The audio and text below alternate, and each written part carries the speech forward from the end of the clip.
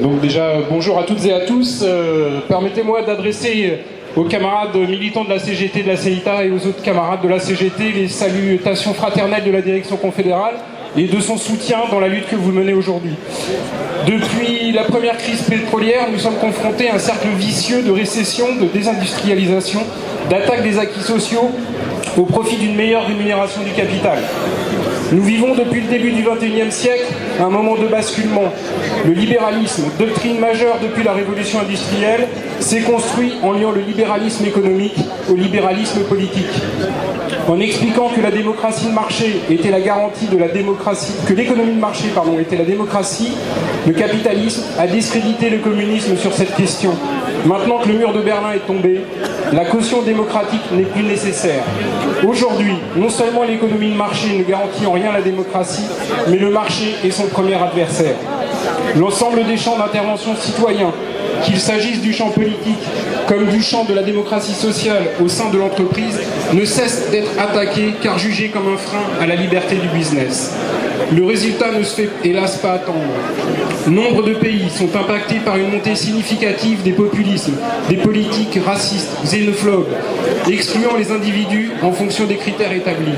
Cette opposition systématique entre les plus pauvres permet une fois de plus au capital et à ses petits soldats de sortir du lot et de continuer leur politique visant aujourd'hui à élaborer une société low cost. Est-ce un avenir envisageable pour nos enfants ? Voulons-nous être la première génération qui ne souhaite pas, ne se mobilise pas pour assurer à nos descendants de vivre mieux que nos ancêtres et que nous-mêmes ? Nous sommes aujourd'hui confrontés à une double urgence. La première, porter un coup d'arrêt à la désindustrialisation. La seconde, anticiper la révolution numérique qui n'est qu'à ses débuts et utilisée au détriment du progrès social. Il convient simplement de changer le paradigme de la société dans laquelle nous vivons. Pour cela, nous devons revenir à un État stratège dont la priorité est l'intérêt général. En découlera une politique d'aménagement du territoire pertinente avec un équilibre entre industrie, services publics, logement. Une politique en totale opposition avec celle menée actuellement qui vise à la concurrence exacerbée entre les territoires et leur population.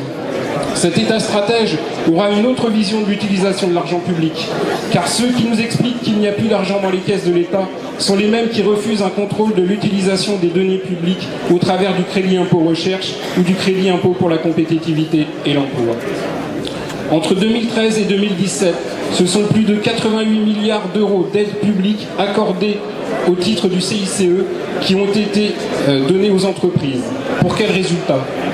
Ces aides publiques sont aspirées principalement par les grands groupes qui, en parallèle, resserrent la vis à leurs salariés et leurs sous-traitants, tout en augmentant le montant des dividendes et les salaires des principaux dirigeants. C'est pourquoi la CGT porte la nécessité d'un contrôle de l'utilisation des fonds publics et que l'aide aux entreprises se caractérise principalement par l'accord de prêts bonifiés via la Banque publique d'investissement aux PME et TPE qui investissent dans l'outil de production, l'emploi, l'amélioration des conditions de travail.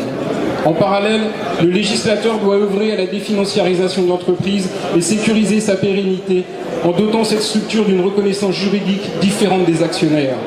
Ce qui fait l'entreprise, ce ne sont pas les actionnaires, mais bien les salariés et leur savoir-faire.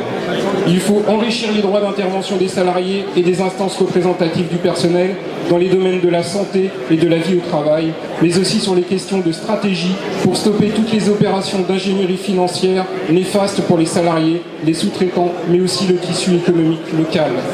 Enfin, la création d'un nouveau statut de travailleur salarié est incontournable. Il convient de mettre fin à l'ensemble des mesures favorisant le dumping social déclinées dernièrement dans la loi travail. Nous le savons, la désindustrialisation d'un territoire est souvent le début d'une tragédie annoncée. La CGT fait des propositions concrètes. Il existe au travers d'une meilleure répartition de l'impôt et du partage des richesses, des financements nécessaires.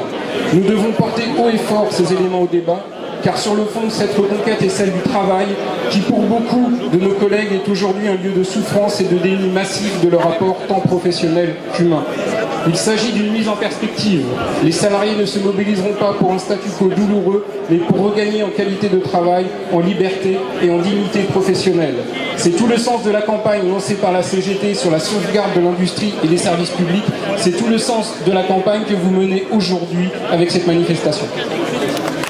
Merci.